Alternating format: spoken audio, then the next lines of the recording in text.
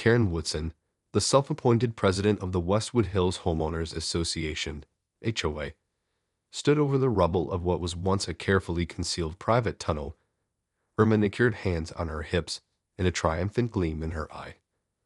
"I knew it," she muttered, surveying the damage with a satisfied nod. "I knew those neighbors of mine were up to no good." It had all started a week earlier, when Karen had received an anonymous tip about a mysterious underground structure on the Wilsons' property. As the self-proclaimed guardian of the neighborhood's pristine appearance, Karen had immediately swung into action, convening an emergency HOA meeting to discuss the matter. "This is a clear violation of our community guidelines," she had declared, her voice cutting through the murmurs of the gathered residents. "We cannot allow our lovely neighborhood to be marred by some sort of underground lair." Karen had paused for dramatic effect, her gaze sweeping across the room. "I propose we take immediate action to have this asterisk monstrosity asterisk removed and restore the natural beauty of our community." The motion had passed unanimously, much to Karen's delight. She had then wasted no time in contacting a local demolition crew, determined to nip this underground threat in the bud before it could spread.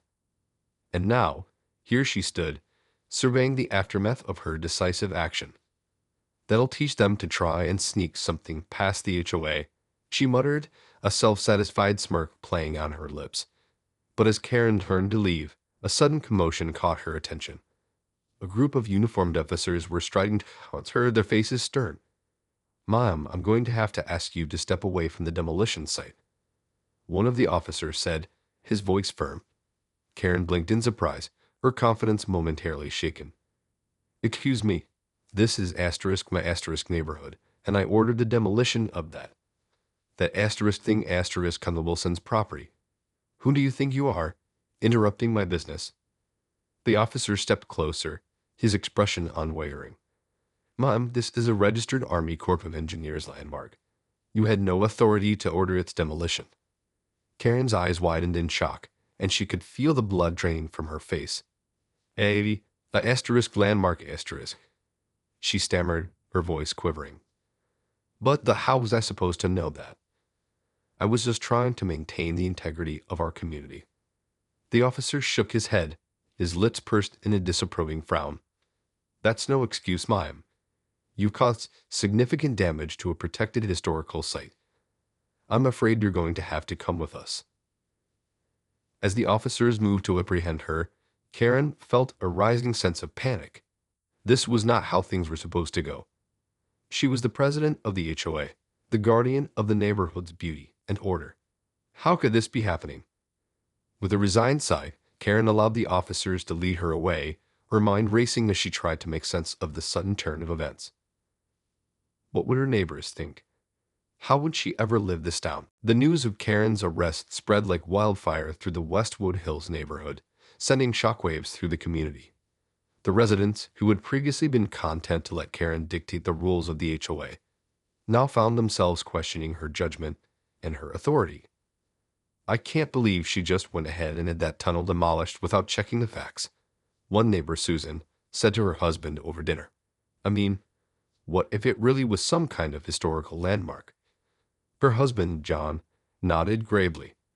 "It's just the kind of thing Karen would do, though, isn't it? She's always been so quick to jump to conclusions and act without thinking things through." Susan sighed, shaking her head. "I guess we should have seen this coming. Remember when she tried to ban all the solar panels in the neighborhood because she thought they were an eyesore?" John chuckled. "Yeah, that was a real mess. The HOA almost got sued over that one." The conversation soon turned to the potential consequences of Karen's actions. Would the HOA be held responsible for the damage to the landmark? Would the residents be forced to foot the bill for the repairs? And perhaps, most importantly, would this finally be the event that dethroned the infamous HOA Karen? Across town, in a small, dimly lit interrogation room, Karen sat hunched over a table, her manicured hands trembling as she recounted the events to the officers. "I swear I had no idea it was a protected landmark," she insisted, her voice wavering. "I was just trying to maintain the aesthetic of the neighborhood, like I'm supposed to do as the HOA president." The officer, A stoic-faced man with graying hair regarded her with a skeptical expression. That may be, ma'am, but you still went ahead and authorized the demolition without proper authorization. That's a serious offense. Karen's eyes widened in panic. But what about the HOA? What's going to happen to us?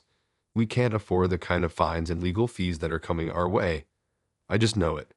The officer leaned back in his chair, his gaze unwavering. That's not my concern, ma'am. My job is to investigate the damage done to a protected historical site. The rest is up to the courts and your legal team to sort out. As the officer left the room, Karen felt a sinking feeling in the pit of her stomach. She had always prided herself on her ability to keep the neighborhood in line. But now, it seemed, her quest for control had backfired in the most spectacular way. With a weary sigh, she buried her face in her hands, wondering how she was going to face her neighbors after this disastrous turn of events. The news of Karen's arrest and the damage to the Army Corps of Engineers landmark quickly spread beyond the confines of the Westwood Hills neighborhood. Local news outlets picked up the story, casting a harsh spotlight on the HOA president's actions and the potential consequences facing the community. This is a clear case of an HOA president overstepping her bounds and causing significant damage to a protected historical site.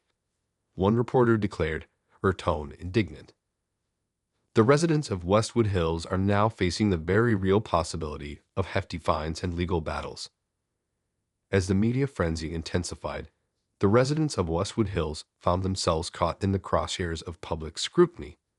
Some were quick to defend Karen, arguing that she had only been trying to uphold the community's standards. Others, however, were much more critical, accusing her of reckless abuse of power and a blatant disregard for the law. Karen has always been a bit of a tyrant, if you ask me, one neighbor, Sarah, told a local news crew. She's always trying to dictate what we can and can't do with our own properties, and now she's gone and caused this mess. I just hope the HOA doesn't try to pass the costs on to us. The Wilsons, the owners of the property where the tunnel had been located, found themselves at the center of the controversy. Mr. Wilson, a retired Army colonel, was outraged by the destruction of the landmark he had been carefully preserving for years. This was a piece of history, a reminder of the sacrifices made by the men and women who served our country, he said, his voice tinged with anger. And now, thanks to the reckless actions of this HOA president, it's been reduced to rubble.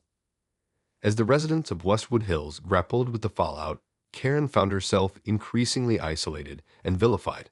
Her once loyal supporters within the HOA began to distance themselves, fearful of being dragged down by the scandal. I just can't believe she went ahead with this without consulting the rest of the board, one HOA member, Susan, confided to her neighbor. I mean, what was she thinking? Now we're all going to have to deal with the consequences of her actions.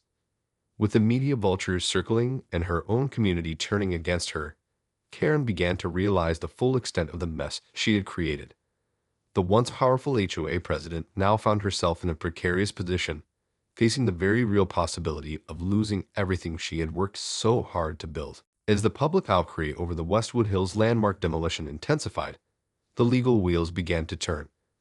The Army Corps of Engineers, outraged by the destruction of their protected site, wasted no time in filing a lawsuit against the HOA and its president, Karen Whitson. The lawsuit, which sought millions in damages and the full restoration of the landmark, was a devastating blow to the already embattled HOA. Karen, who had always prided herself on her legal savvy, found herself woefully unprepared for the onslaught of legal proceedings that followed.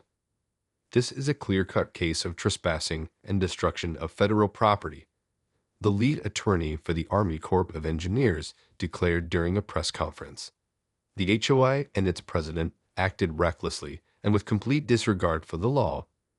We intend to hold them fully accountable.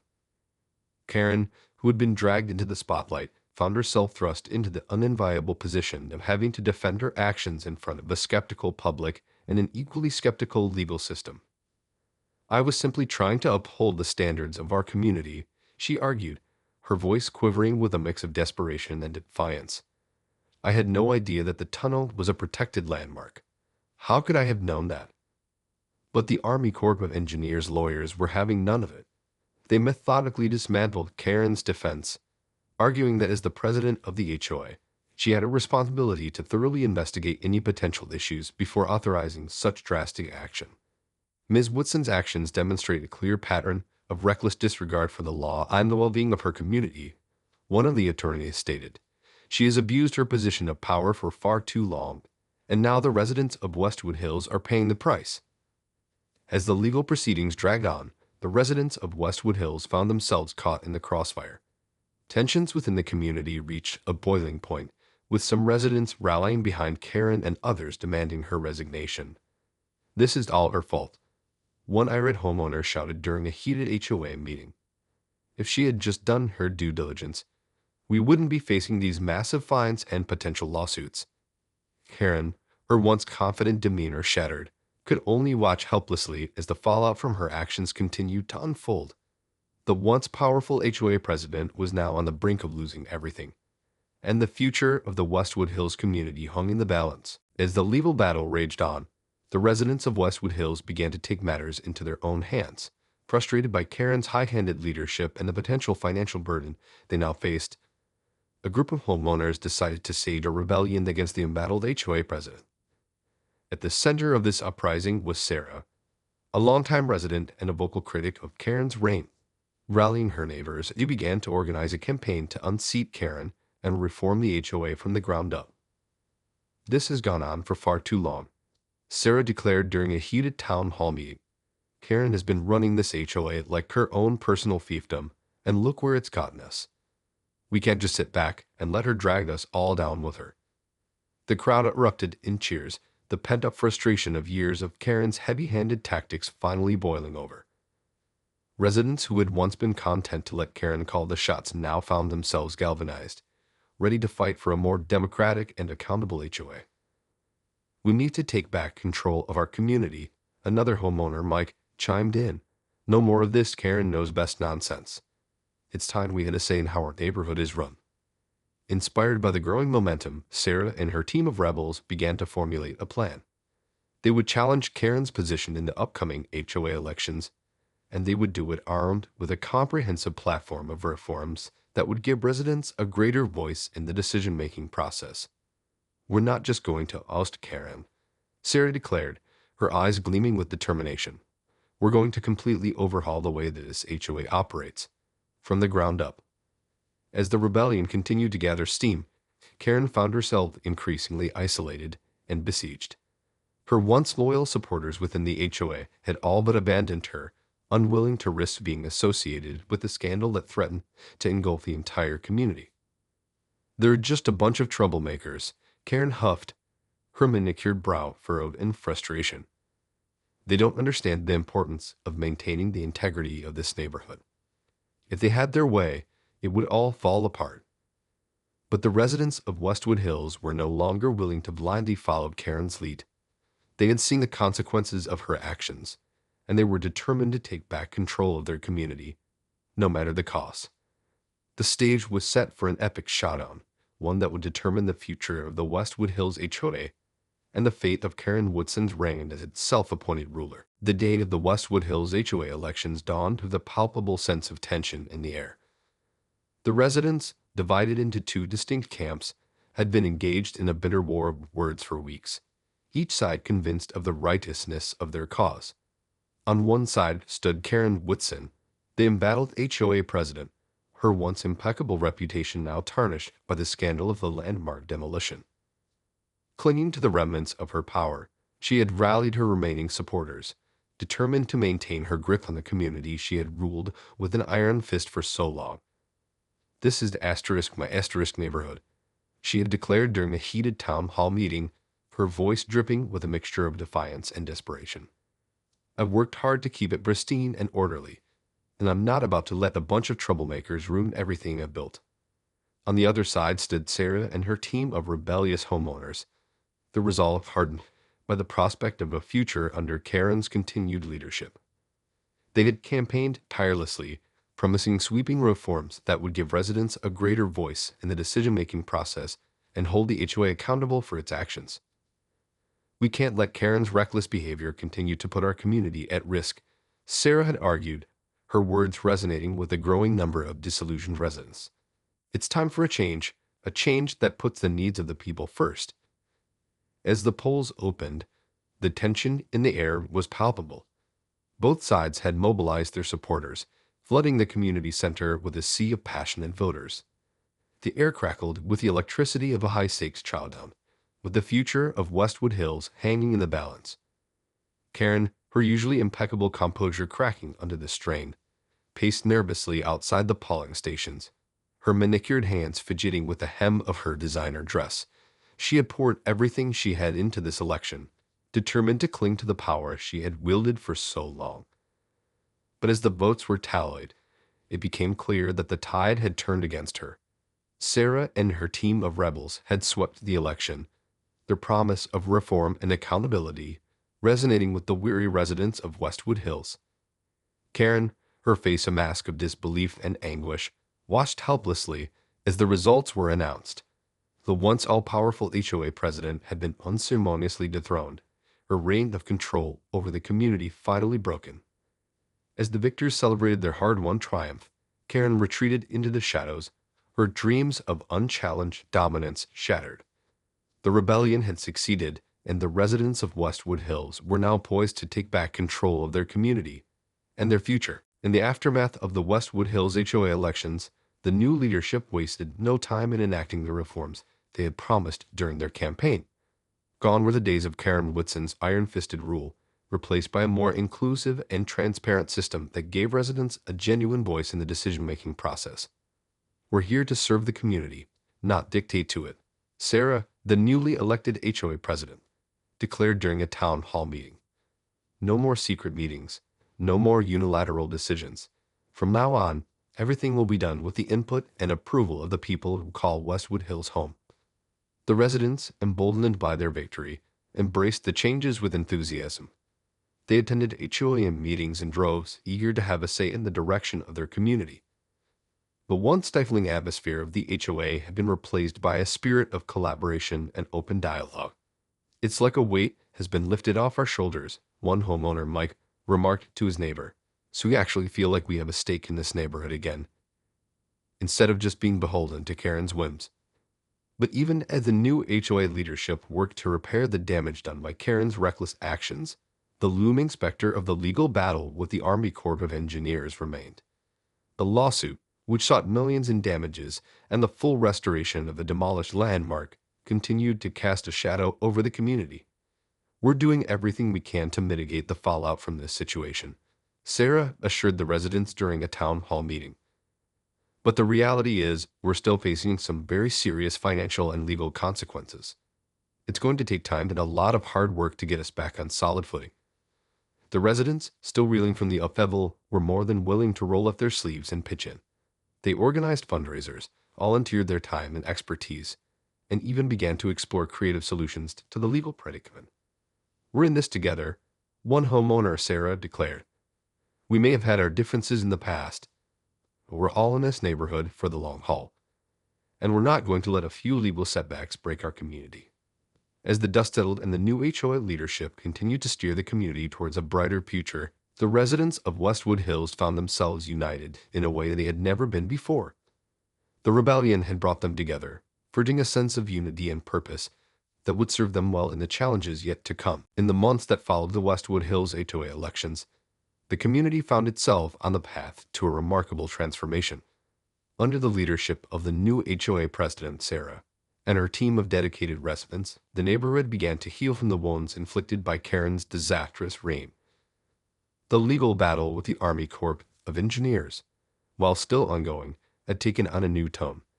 Instead of a defensive stance, the HOA now approached the proceedings with a spirit of cooperation and a genuine desire to make amends for the damage that had been done. We're committed to working with the Army Corps to restore the landmark and ensure that something like this never happens again, Sarah told the residents during a town hall meeting. It's going to be a long and difficult process, but we're in this together, and we're not going to give up. The residents, once divided and disillusioned, rallied behind the new HOA leadership, contributing time, money, and expertise to the restoration effort. The once bustling community center became a hub of activity, with residents volunteering their skills and resources to help rebuild the landmark. It's amazing to see how the community has come together.